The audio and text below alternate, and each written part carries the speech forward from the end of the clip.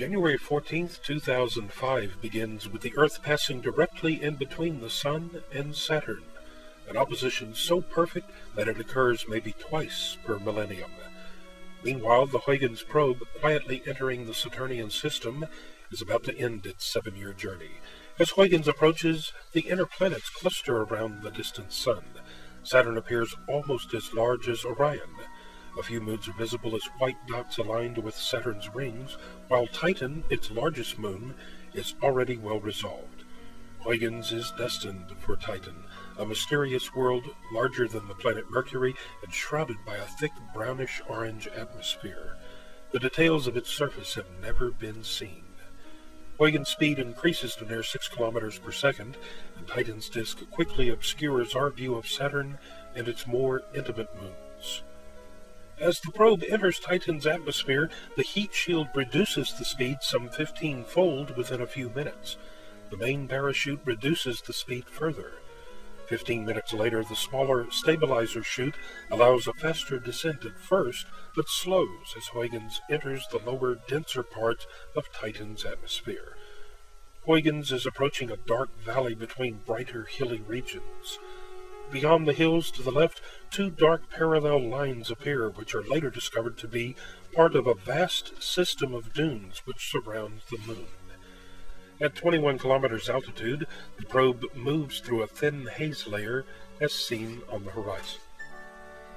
A bright area near the center top is the glow of Titan's haze illuminated by the sun. A complicated system of drainage channels, some hundreds of meters wide and kilometers long, are seen cut into the hillside. These are probably the result of runoff from methane rain. Stereographic imagery reveals hills to the left to be perhaps a few hundred meters tall, while features in the valley are tens of meters in height.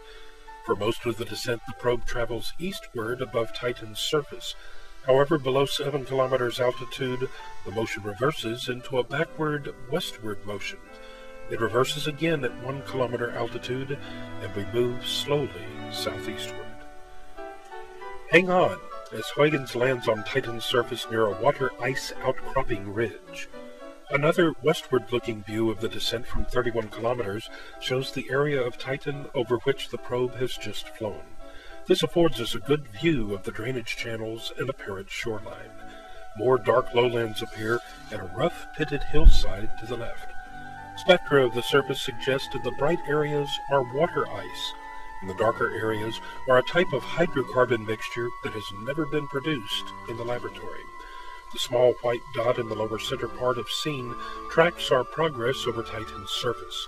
We see the reversal in direction at 7 kilometers altitude, and we fly over the ridge near where we will land. As we approach the surface, our perspective brings the topography to life.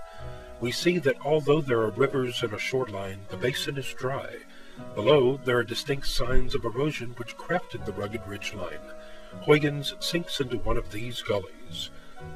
We experience a relatively soft landing on Titan's surface.